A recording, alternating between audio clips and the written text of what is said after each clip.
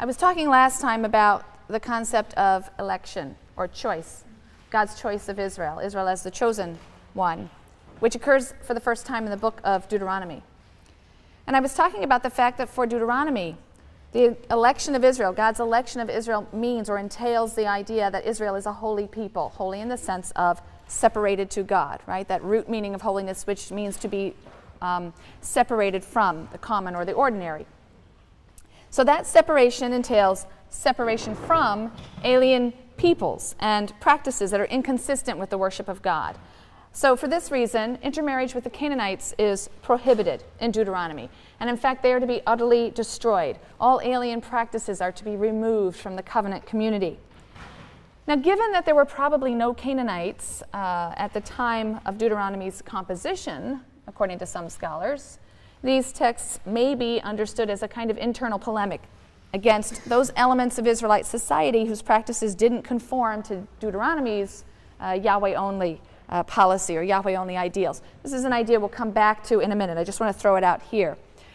Separation entails also separation to God's service. That means, of course, the observance of his laws, especially the laws of purity, the rejection of pagan practices, and so on.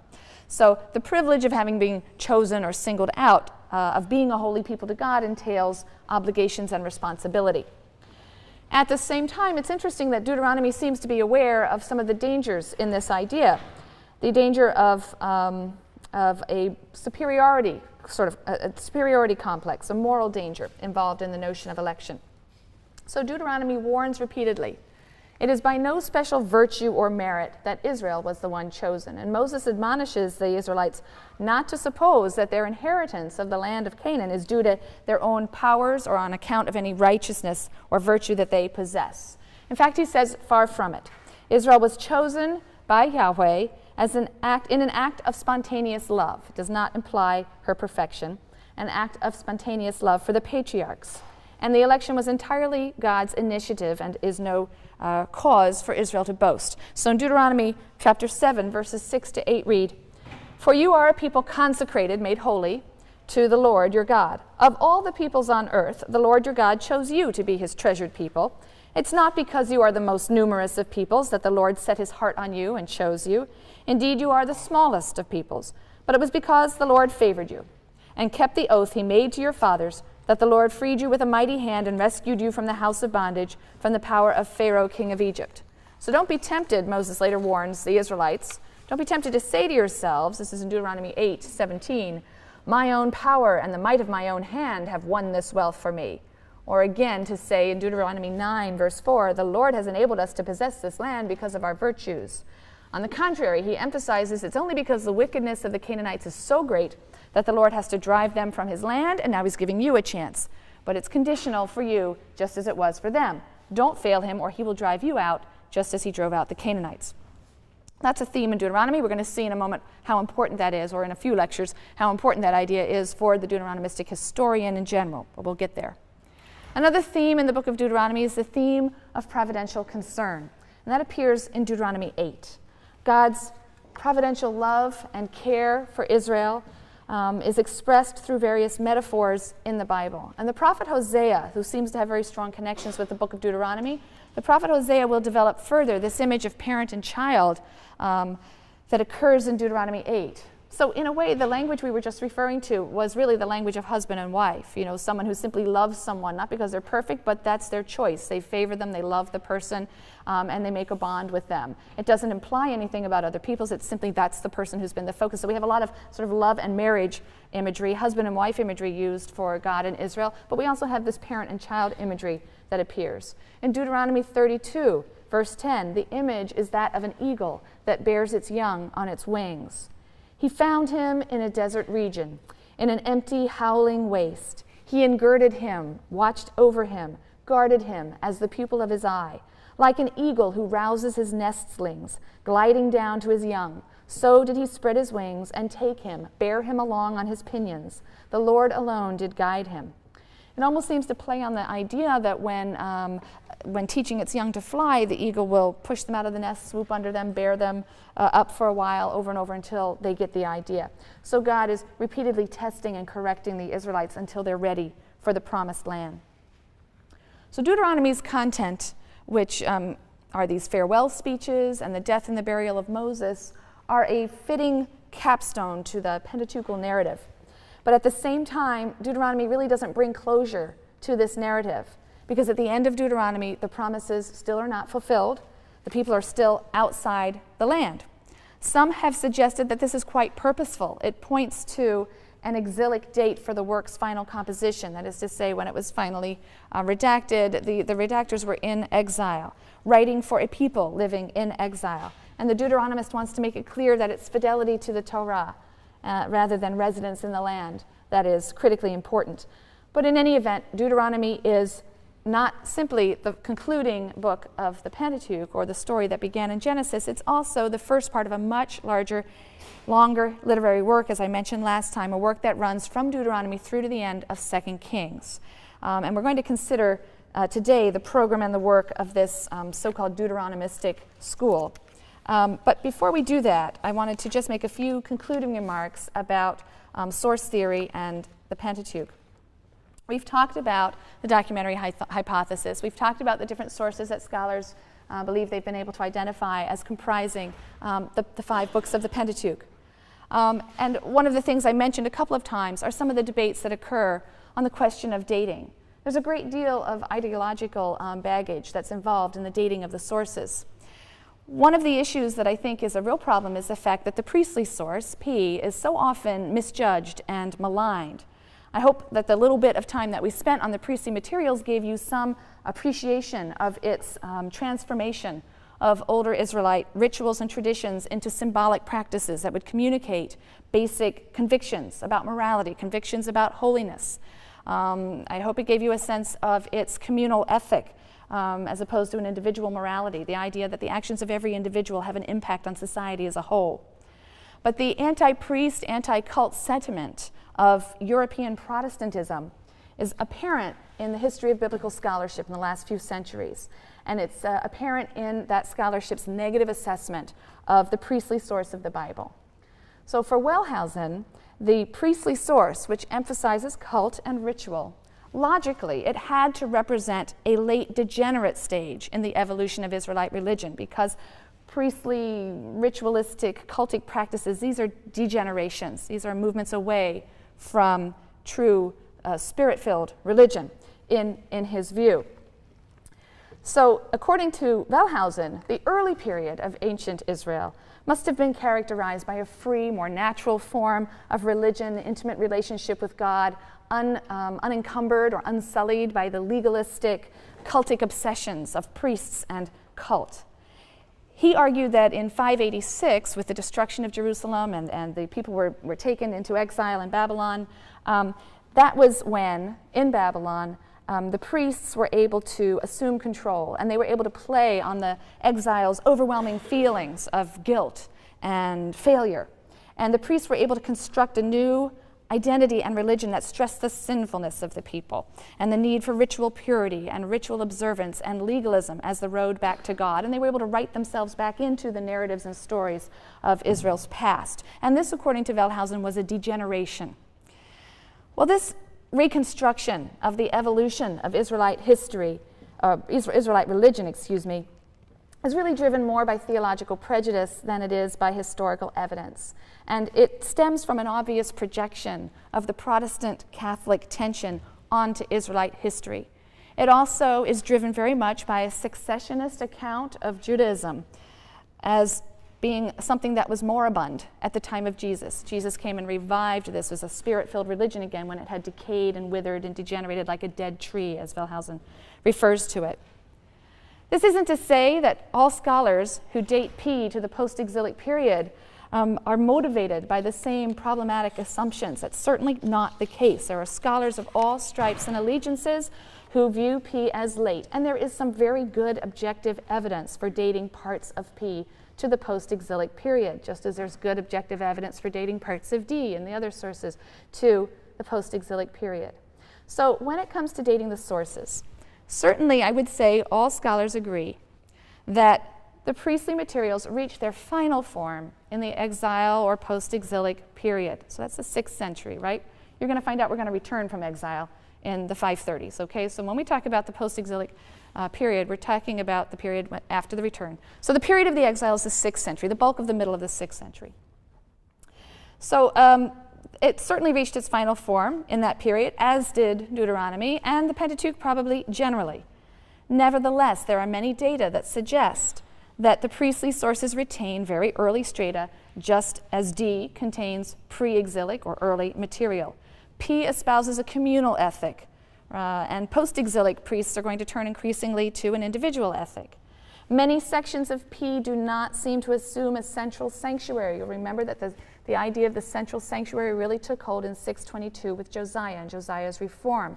So it becomes a real watershed for us in dating texts. Texts that are happy with the existence of shrines throughout the land of Israel are probably pre-Josiah, pre-622, pre-exilic. Texts that insist on a central sanctuary are probably Josiah's time or later. And there are many sections of P that don't seem to assume a central sanctuary. There are sections of P that do seem to assume a central sanctuary. More significantly, I think P contains no universal ban on intermarriage. It doesn't employ its purity laws or language to mark an inseparable boundary between classes within Israel or between Israelites and Gentile others. The use of purity and purity language to inscribe boundaries between Israel and other nations is very characteristic of the post-exilic period, and we're going to see that when we get there. So it's very hard to understand P's silence in this regard if it stems entirely from the post-exilic priestly circles. So I think that instead of charting an evolution or a degeneration, as I have over on the side of the board, an evolution or a degeneration from J.E., the pure spirit-filled religion, to D, the humanitarian ethical religion, to P, cultic obsessiveness and guilt-ridden legalism, as is done or implied in some classical source theory, some, not all, it may be better to see these three as really representing three distinct and roughly contemporaneous strands of ancient Israelite tradition and experience told from their own perspectives. These materials were transmitted and developed by different circles within Israelite society over centuries, and they crystallized at different times.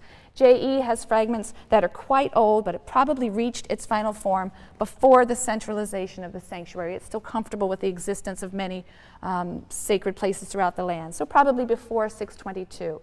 Deuteronomy contains northern traditions from before the fall of Israel, which was in 722, but it was clearly finalized in the exile. There are many passages that make it clear that it's written from an exilic perspective. And the priestly source likewise contains many, many older traditions, but reached its full and final form in the exilic or post-exilic period.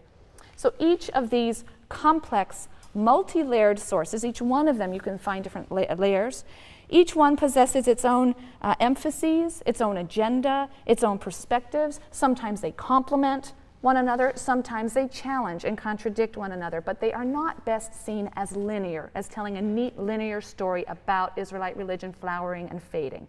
Their diversity has not been flattened or homogenized by the final editor of the text. It's been preserved in a manner that stimulates reflection and debate.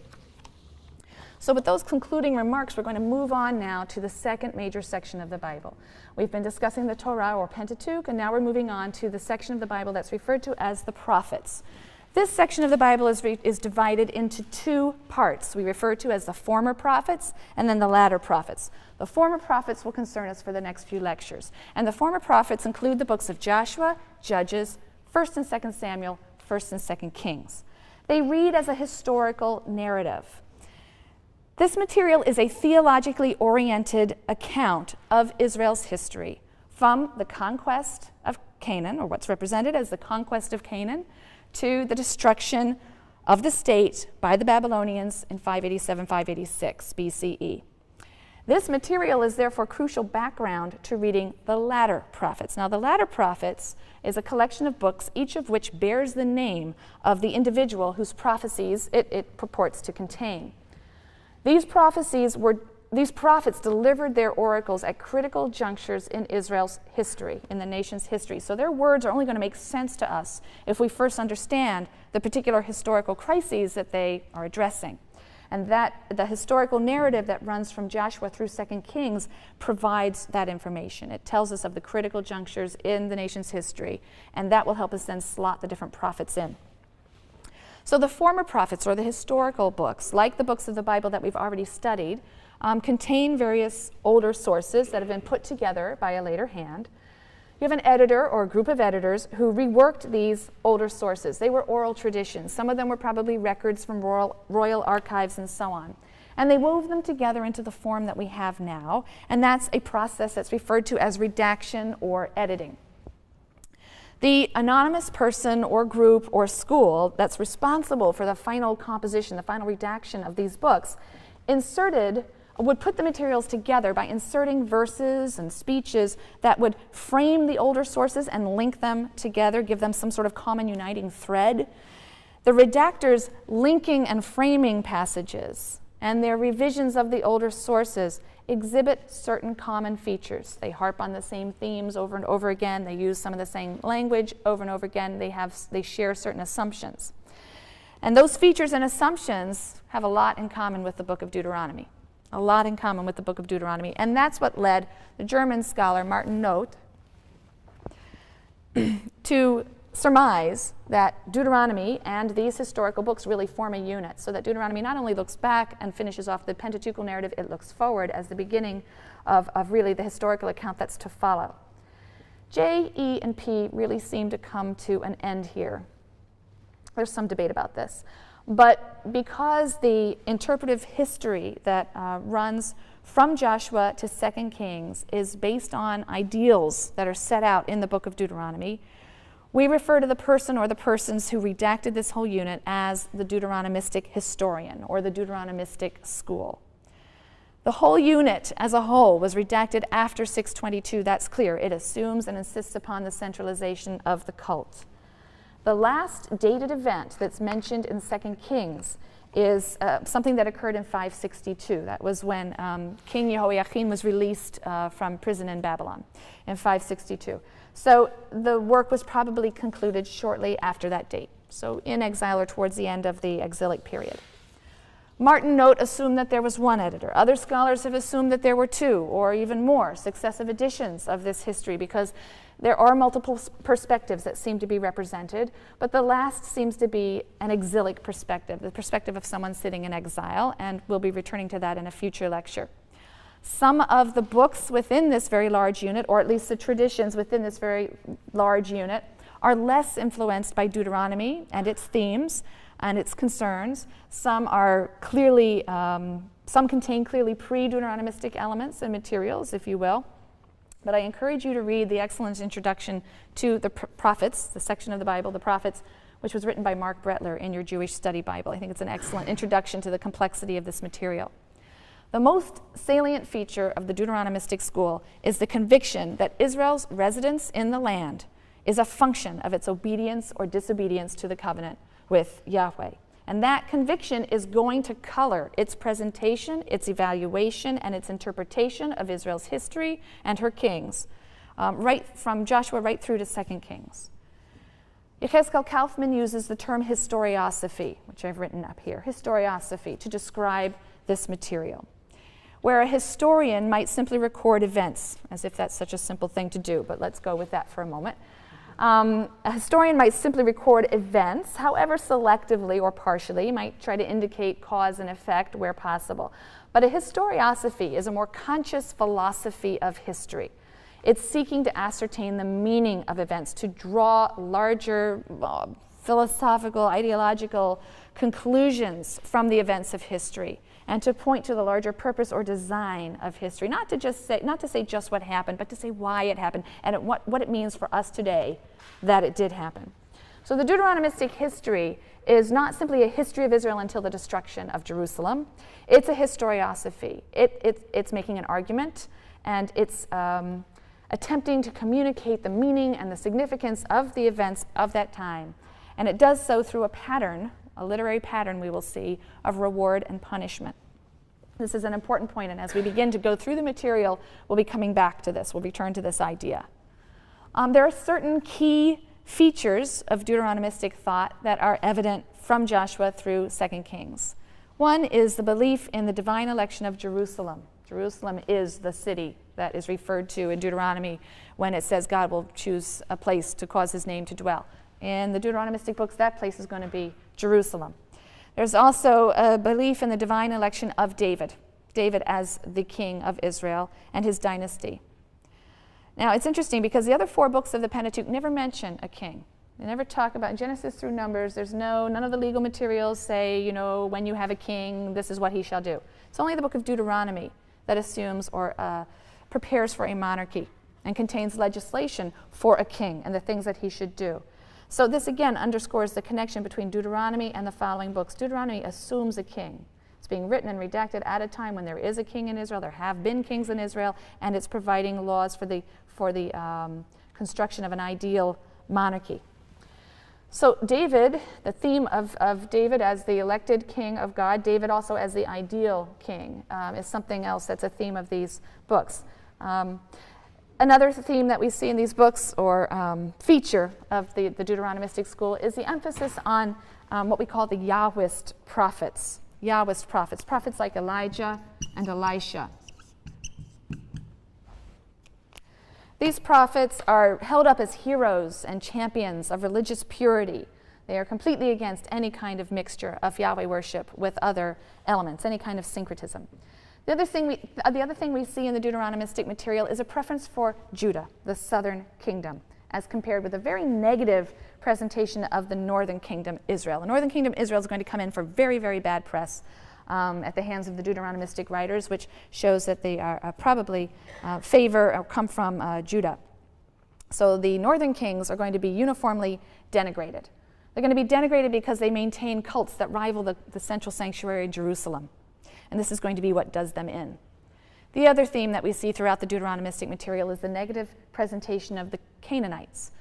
But we'll talk more about who these Canaanites were and how complicated, in fact, that presentation is. Now, the books of Joshua and Judges that open the Deuteronomistic history, these books recount or relate the story of the conquest of the land of Canaan by the Israelite tribes and the early years of the settlement, and that's in Judges. To gain an understanding of some of the issues involved and the emergence of a tribal structure in the land, it's helpful to know something about the geography of Israel, which is why I've handed out for you a couple of different maps, but one that gives you physical features, and that's on the top. It has often been pointed out that in the past 4,000 years, more wars have been fought for the possession of the tiny strip of land known as Canaan or the land of Israel or Palestine than have been fought for almost any other area in the world. And in the ancient world, the reason for this was that this very small rectangle, it's about 150 miles long and 70 miles wide. It's about the size of Rhode Island. This very small rectangle lies on the way to anywhere worth going in the ancient Near East. You've got Egypt over here, you've got Asia Minor up here, and you've got Mesopotamia over here. Not a tremendous amount of inherent value in this strip of land, but it's important for where you could go by traveling through it. So you have 3 main trade routes that cross the country, and they were used by trading caravans that would carry gold and grain and spices and textiles and other goods between Egypt and the rest of the Fertile Crescent up into Asia Minor. So control of these international highways brought a great deal of wealth to the area, but the central location was a double-edged sword.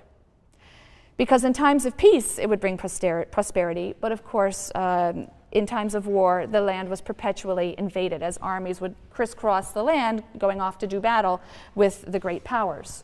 So on their way to conquests in Egypt or Asia Minor or Mesopotamia, armies would tramp through the land. And that explains the succession of rulers that have held the region. The Egyptians, the Amorites, the Israelites, the Assyrians, the Babylonians, the Persians, the Greeks, the Greek Ptolemies, the Seleucids, the Romans, and the list continues as we go on into the medieval and the modern periods. Now, despite the fact that this is a very small piece of land, it boasts great geographical diversity. So there are 3 main geographical subdivisions. You can see them on your map, and they really run in strips from north to south. If you look at your map, you'll see first on the west side, you've got a low coastal plain. It's about 20 or 30 miles wide. It's the coastal plain, and that provides that is the main highway out of Egypt or down to Egypt. That area was controlled by Egypt at the purported time of the Exodus. Running north to south next to that coastal plain is a region of low mountains. These low mountains are cut by some valleys that sort of run east-west. You'll see one there, the Valley of Jezreel in particular. That was a particularly fertile valley. So the valleys that cut through the mountains are extremely fertile. The plain of Megiddo also joins with the Valley of Jezreel. That's the most fertile part of the country, but it was also the site of many of the most bloody battles in Israel's history. Then next to that north-south central hill country, you've got also running north to south what we call the Great Jordan Rift Valley. It goes the entire length of the country. And the Jordan River runs through this valley. It rises in the Sea of Galilee, or the Kinneret, in the north, and then it flows about 65 miles, I believe, down to the Dead Sea. At the northern extreme of this rift, the Rift Valley, is Mount Hermon, which is the highest point. It's a snow-covered Mount Hermon, and that's the highest point in Israel. It rises about 10,000 feet above sea level. The central mountain area, those are between 4,000 and 10,000 feet above sea level. As you move from the central area over to Jerusalem, Jerusalem is about 2,500 feet above sea level. But then as you continue moving east towards the Rift Valley, that area is dramatically lower, and you feel it as you travel the road there, just how quickly it drops, so that by the time you get to the Sea of Galilee, you're 700 feet below sea level, and the Dead Sea is nearly 1,300 feet below sea level. That is the lowest point on the Earth's land surface. So it's a dramatic drop in just a very short geographical area. Up in the north, the river is surrounded by very lush vegetation on both sides, but there's no life 65 miles south down by the Dead Sea. This is because the water is 25% salts and minerals, although I hear they found some sort of bacteria or something there. So I guess I shouldn't say anymore that there's no life, but essentially there's no life we would care about in the Dead Sea area. So it's a very desolate area, and tradition identifies this as the site of Sodom and Gomorrah. The area around the sea is basically semi-desert. We call this the wilderness of Judea, between Jerusalem and the Dead Sea, the wilderness of Judah or Judea. So within this relatively tiny area, there are radically diverse regions, and this fact held important implications for Israel's history. Unity was difficult. Being somewhat isolated, the inhabitants of each region developed a distinctive economic and cultural character. You have the small settled farmer in the more fertile areas. You have semi-nomadic shepherds. You have city dwellers. You have merchants and traders who are handling the commerce on the trade routes and enjoying broader cultural contacts. So that's the geographical setting for what we're about to read in the book of Joshua. The structure of Joshua is really somewhat simple. We can really divide it into two major parts. The first 12 chapters form a unit that convey the invasion and conquest. There are certain important elements. In chapter 2, we have Joshua sending out spies to scout out the land. In chapter 3, we have the account of crossing the Jordan River. In chapter 6, we have the Battle of Jericho. The story of the Battle of Jericho is really a composite of two accounts that have been woven together into a single narrative. So in one of them, Joshua's warriors seem to march silently around the city 7 times. In another, the priests carry the ark around the city 13 times. So the scholars think there are two different accounts here woven together. Chapter 8 describes a victory at a place called Ai, which is near Jericho. Chapter 9 tells the story of the Gibeonites who join the Israelites. They are a local group that seem to join them. And then 10 and 11 give us 2 further military campaigns. 11, towards the end of 11, we have summary statements. In Joshua 10, verse 40, we read, "So Joshua defeated the whole land, the hill country, and the Negev," that's the desert here to the south, "and the lowland," so you have the hill country, the lowland, and the slopes, "and all their kings. He left no one remaining, but utterly destroyed all that breathed." And chapter 11 goes on to stress that Joshua completed the task that had been begun by Moses. In verse 15, "Just as the Lord had commanded his servant Moses, so Moses had charged Joshua, and so Joshua did. He left nothing undone of all that the Lord had commanded Moses."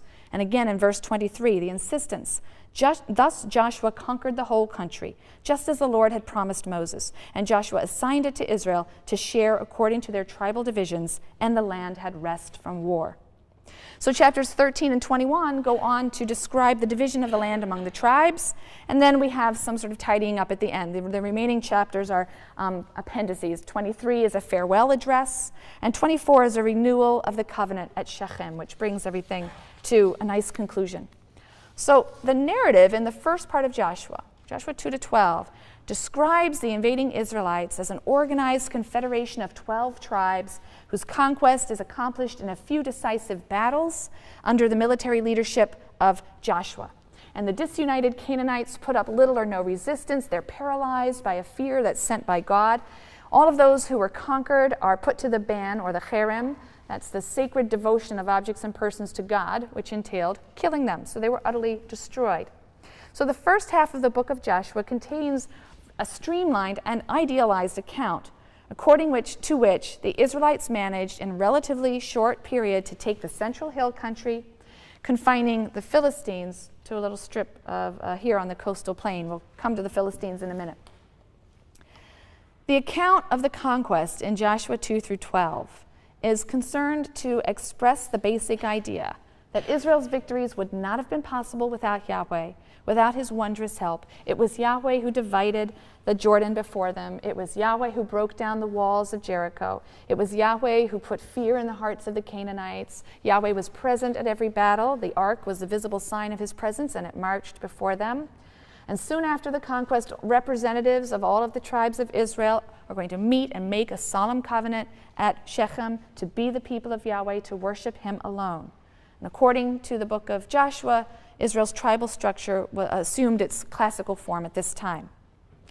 This is a very neat picture of the rapid conquest of Canaan, but it's at odds with statements elsewhere in Joshua and in the book of Judges. For example, the victories in chapters 2 through 10 are confined to a very small area, what would actually be the tribe of Benjamin, basically, so just one small area. In Joshua 13, verse 1, Joshua 13 opens with the statement that Joshua was old, advanced in years, and there was much of the land remaining to be possessed.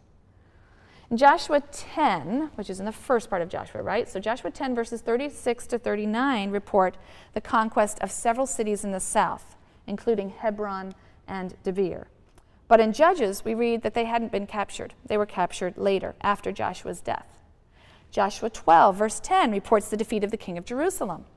In Judges 1, verse 8 and 21, we read that the people of Judah did this, conquered the king of Jerusalem, and that despite that victory, they failed to actually drive out the inhabitants, the Jebusites, who lived there.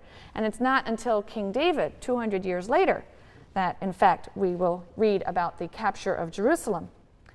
Judges 1 gives a long list of the places from which the Canaanites were not expelled. Also, archaeological evidence contradicts the picture in Joshua. In the ancient Near East, destroyed cities tended to be leveled, and then a new city would just be built on top of the ruins. And you would have these slowly rising mounds, and that each one of those is called a tell, right? So you may have heard of Tel Dor. These are mounds which represent the successive layers of destroyed and rebuilt cities. And excavations will reveal the destruction layers under the floor of new cities. So following the biblical account, we would expect evidence of a 13th century destruction of Canaanite cities.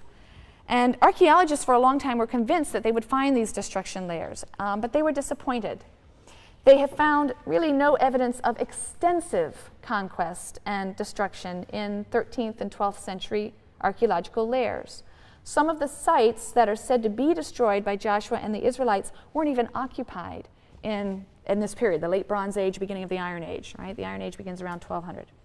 So excavations at Jericho and Ai indicate that both of these towns were laid waste at least 200 years before the probable time of Joshua. So there weren't even any walls in Jericho at the time of Joshua.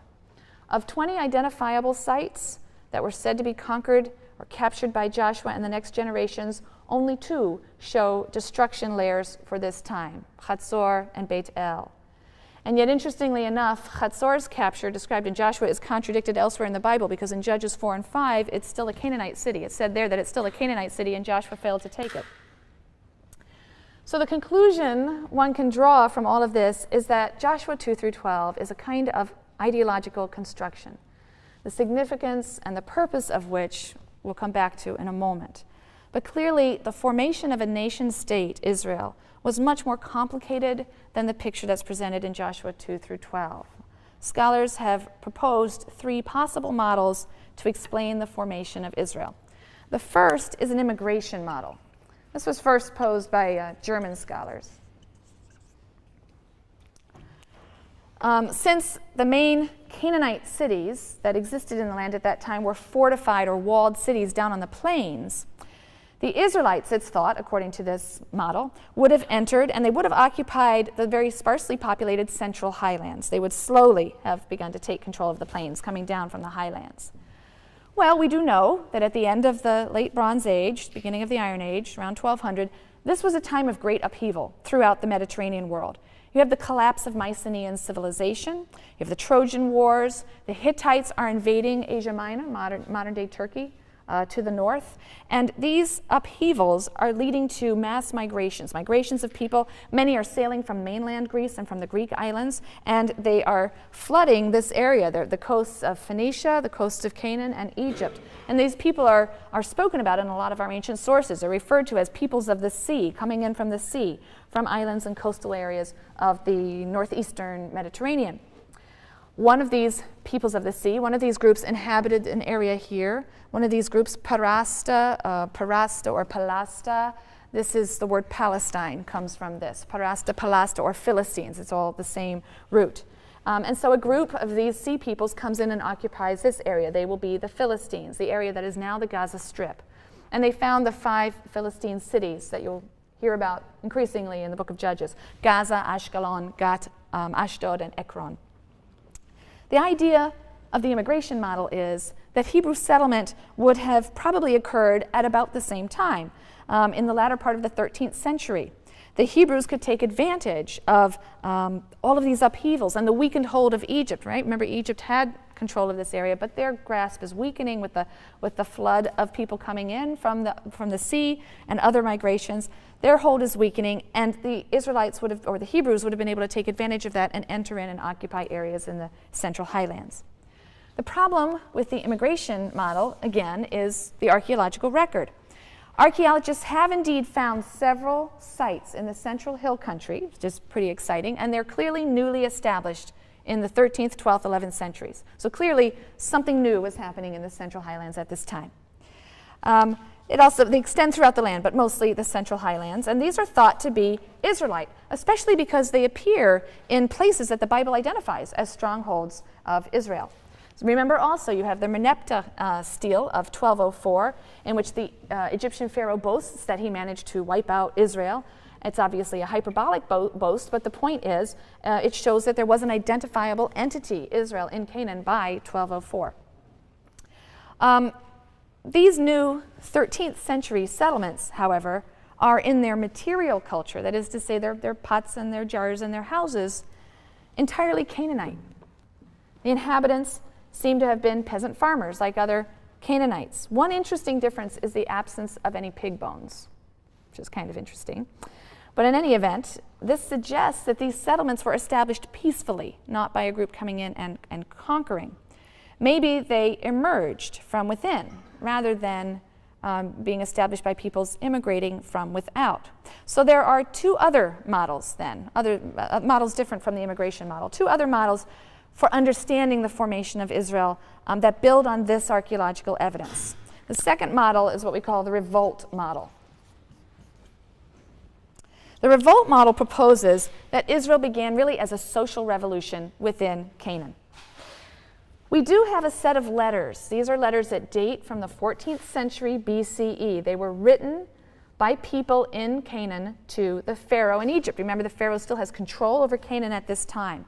And in these letters are lots of complaints about groups that are causing turmoil and upset in Canaan. They're challenging Egypt's rule. And these people are called Habiru or Abiru. They weren't an ethnic group so much as a marginal social group of people in revolt, if you will.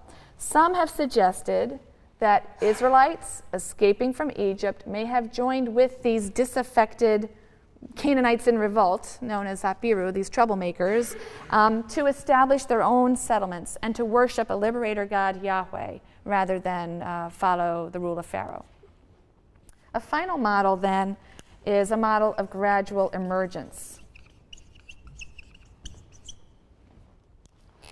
which simply holds that Israelites were basically Canaanites who had developed a separate identity and settled increasingly in the Central Highlands. They withdrew and settled in this area. The theory doesn't try to explain why they separated. We don't know. Perhaps it was disaffection. Perhaps they were pushed out by the invading sea peoples. And maybe it was something else. But they withdrew for some reason. And how and why they took up the worship of Yahweh or the cult of Yahweh isn't really clear, but it seems to have been what marked them as distinct from other Canaanites. The Yahweh cult may have been introduced by people escaping slavery from Egypt. Most scholars see the Exodus story as evidence for the presence of some escaped slaves among this community. So the important thing is that the Hebrews at this stage were probably not a united people. Various elements went into the final mix that would emerge as the nation Israel. Local Canaanites who for some reason withdrew and established their own settlements with a continuous material culture and established agricultural lifestyle. You have them. You have escaping slaves from Egypt. And remember, we do have some evidence of destruction from outside, so there could also have been some foreigners coming in and destroying and settling. It even seems that some local foreigners were admitted to the community. We read of Midianites who covenant into the community. We read of Kenites who covenant into the community. And archaeology supports this picture of merging of peoples, a picture of the merging of peoples, rather than conquest or even large-scale immigration, because the new settlements in this period show such continuity with the past, not a complete break. Not the initiation of something radically new. And again, some of the elements within this group may have brought with them the story of a miraculous escape from Egypt. They may have understood this to be the work of Yahweh, a god known probably from southern regions. And so the mixed group that would join together to become Israel accepted Yahweh, though perhaps not exclusively, and adopted the national story of the Exodus as its own at some point.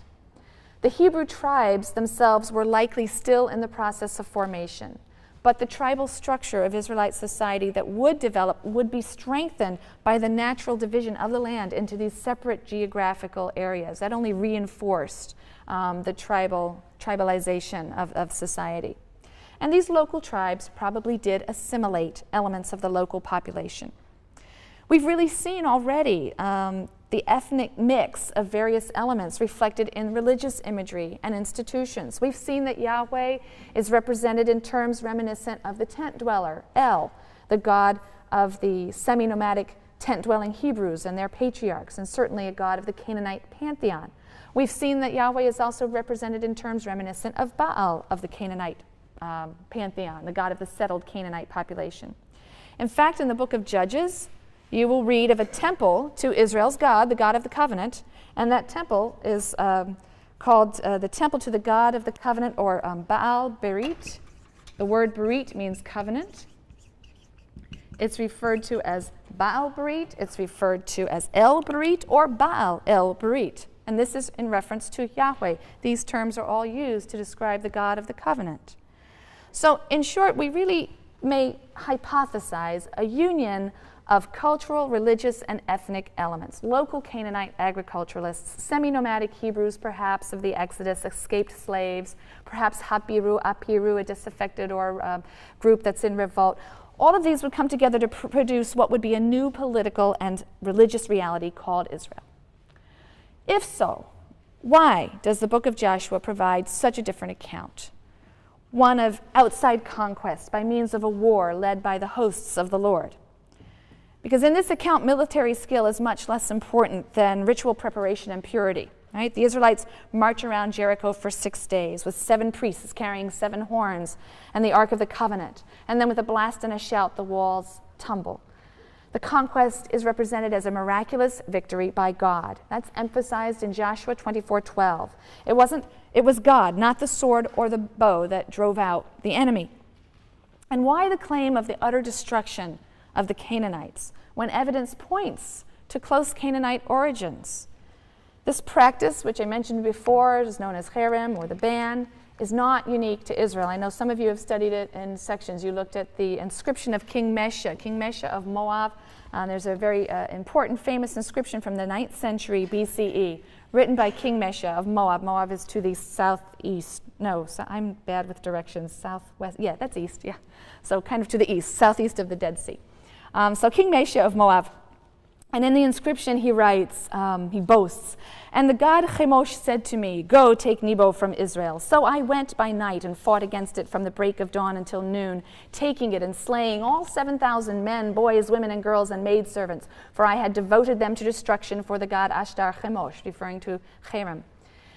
It's likely that such claims are hyperbolic in Moab, and it's likely they were hyperbolic in Israel. But that doesn't lessen the shock value for a modern reader, even though war in our time is no less savage and no less brutal.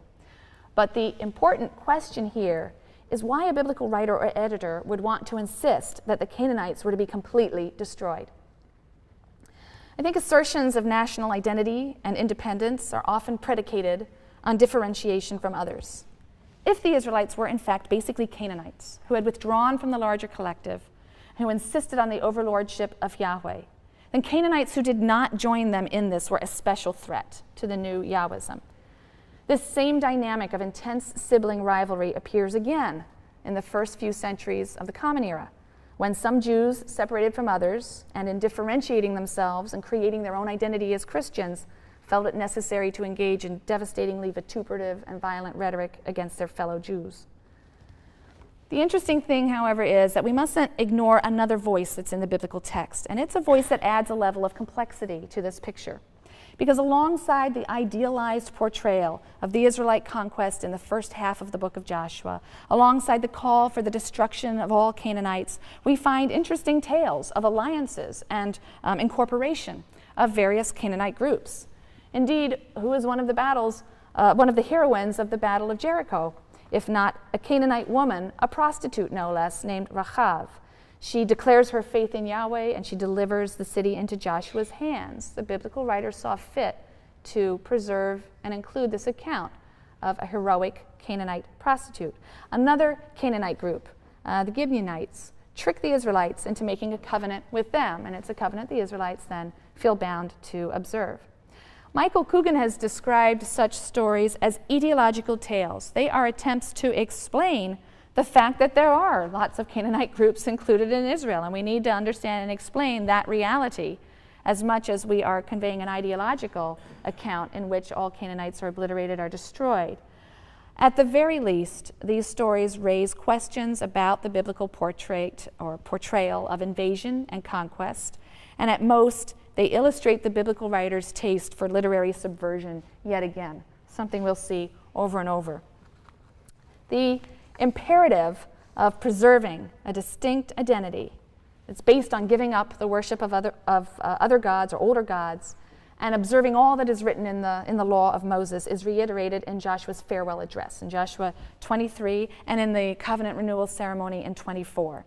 And the central idea is that there is one proper response to God's mighty acts on behalf of Israel, and that is resolute observance of the book of the Torah of Moses without intermingling with the peoples that remain. So in Joshua 23, verses 7 and 8, "Do not utter the names of their gods or swear by them. Do not serve them or bow down to them, but hold fast to the Lord your God as you have done this day."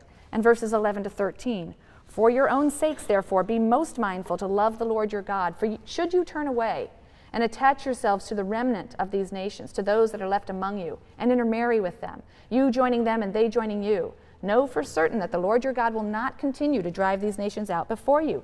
They shall become a snare and a trap for you, a scourge to your sides and thorns in your eyes, until you perish from this good land that the Lord your God has given you." In 24, the Israelites are assembled at Shechem to renew the covenant, and Joshua recounts God's mighty deeds on behalf of Israel and exhorts them to choose whom they will serve: Yahweh, who's done all of this for them so undeservedly, or the gods of those whose lands they are settling in.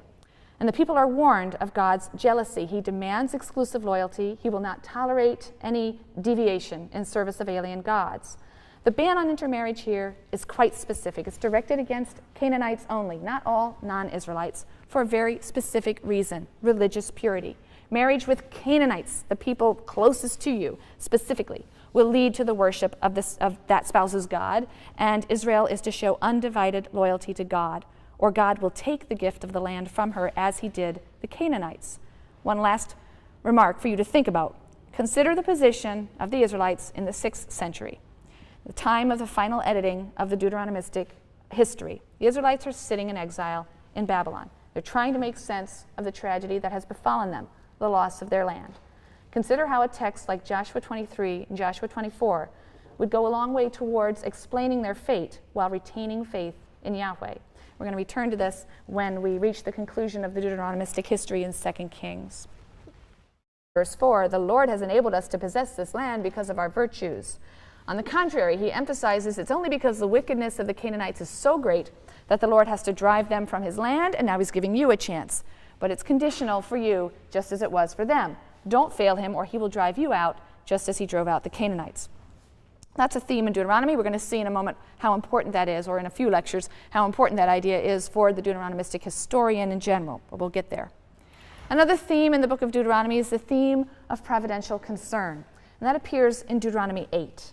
God's providential love and care for Israel is expressed through various metaphors in the Bible. And the prophet Hosea, who seems to have very strong connections with the book of Deuteronomy, the prophet Hosea will develop further this image of parent and child that occurs in Deuteronomy 8. So in a way, the language we were just referring to was really the language of husband and wife. You know, someone who simply loves someone, not because they're perfect, but that's their choice. They favor them, they love the person, and they make a bond with them. It doesn't imply anything about other people's. It's simply that's the person who's been the focus. So we have a lot of sort of love and marriage imagery, husband and wife imagery used for God and Israel, but we also have this parent and child imagery that appears. In Deuteronomy 32, verse 10, the image is that of an eagle that bears its young on its wings. He found him in a desert region, in an empty, howling waste. He engirded him, watched over him, guarded him as the pupil of his eye. Like an eagle who rouses his nestlings, gliding down to his young, so did he spread his wings and take him, bear him along on his pinions. The Lord alone did guide him. It almost seems to play on the idea that when teaching its young to fly, the eagle will push them out of the nest, swoop under them, bear them up for a while, over and over, until they get the idea. So God is repeatedly testing and correcting the Israelites until they're ready for the promised land. So Deuteronomy's content, which are these farewell speeches and the death and the burial of Moses, are a fitting capstone to the Pentateuchal narrative. But at the same time, Deuteronomy really doesn't bring closure to this narrative, because at the end of Deuteronomy, the promises still are not fulfilled. The people are still outside the land. Some have suggested that this is quite purposeful. It points to an exilic date for the work's final composition, that is to say, when it was finally redacted, the redactors were in exile, writing for a people living in exile. And the Deuteronomist wants to make it clear that it's fidelity to the Torah, rather than residence in the land, that is critically important. But in any event, Deuteronomy is not simply the concluding book of the Pentateuch or the story that began in Genesis. It's also the first part of a much larger, longer literary work, as I mentioned last time, a work that runs from Deuteronomy through to the end of 2 Kings. And we're going to consider today the program and the work of this so-called Deuteronomistic school.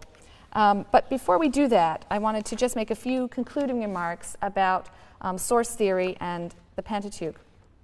We've talked about the documentary hypothesis. We've talked about the different sources that scholars believe they've been able to identify as comprising the 5 books of the Pentateuch. And one of the things I mentioned a couple of times are some of the debates that occur on the question of dating. There's a great deal of ideological baggage that's involved in the dating of the sources. One of the issues that I think is a real problem is the fact that the priestly source, P, is so often misjudged and maligned. I hope that the little bit of time that we spent on the priestly materials gave you some appreciation of its transformation of older Israelite rituals and traditions into symbolic practices that would communicate basic convictions about morality, convictions about holiness. I hope it gave you a sense of its communal ethic, as opposed to an individual morality, the idea that the actions of every individual have an impact on society as a whole. But the anti-priest, anti-cult sentiment of European Protestantism is apparent in the history of biblical scholarship in the last few centuries. And it's apparent in that scholarship's negative assessment of the priestly source of the Bible.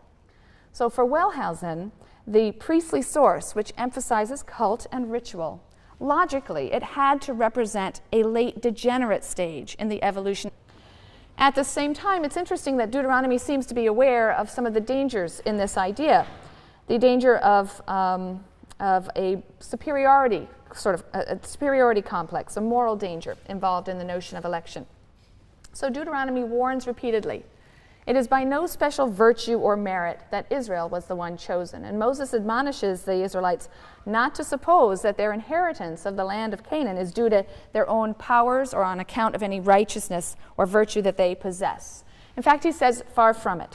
Israel was chosen by Yahweh as in an act of spontaneous love. It does not imply her perfection. An act of spontaneous love for the patriarchs.